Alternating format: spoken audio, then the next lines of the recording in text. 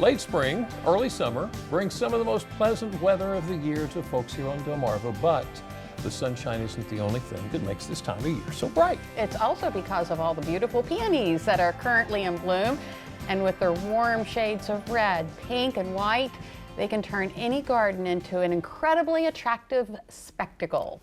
And here to share more with us is our good friend Ginny Rosenkranz with the University of Maryland Extension. Welcome. Thank you, and thank you for letting me bring my buddies. Yeah. Tell us about what you have here. They're beautiful. Well, I just love peonies. Like a lot of herbaceous perennials, they have one time to bloom, and that's it.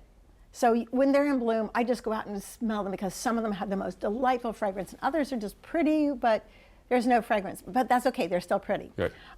But I brought a whole bunch to sort of walk you guys through some of these things. So the one in a container, I brought that because I want you to see how pretty the foliage is too. This whole one here, okay. Yes. So in the springtime, that comes up out of the ground, and it has these beautiful glossy green leaves.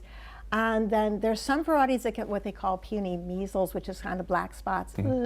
Try not to get that variety, but you don't know. I mean, like if that's one of your mom's plants that you got as a kid, like I have, you know, if it has that, you just deal with it. Peonies, though, prefer to have morning sun and afternoon shade. So, like for instance, this peony right here, I'm going to bring it back this way a little bit. This is the really cool peony. It's like multiple layers. It has these guard petals on the downside. It has all these fluffy ones, and then like the crown on top. But see, the crown it's got brown on the outside a little bit. Yeah. And that's because I have it where it's in full sun and not afternoon shade. Oh, okay. And so a little bit, you know, has a tendency to do that. But the colors are spectacular. I mean, you can go as dark as this dark red here. And I have a pure white one right here. And it's just gorgeous. It's beautiful. And then there's a white one that has blush on the bottom instead. So it's like multicolors. And this one is really cool because this one looks like a rose. Oh, yeah. If you hold it up like this, see how it looks like it's got a rose on the inside? It's like multiple petals. Whereas this is a single petal one, like a daisy. So they, you know, it doesn't matter what you get, they're just all so beautiful. And then of course I have a yellow one. So let me get the yellow real quick. She said, of course. Of course. I have to have something a little different. So this is the yellow one, and this is a combination of a tree peony and a herbaceous peony, a garden peony. And the guy that created it decided he wanted to have a different color. So this is this is a yellow one. Barzilla. But it's got some red on the inside if you take a look really inside. Oh, wow. Yes. On the inside is kind of a red color. Yeah. It's just really, so the thing is, you know, as long as you have space for a peony, they are so worthwhile to have them. Some people think that they only open if the ants will nibble on the flower buds. Is that true? No, actually the flower buds have lots and lots of sugar, so the ants are going there to get their dessert. Oh, okay.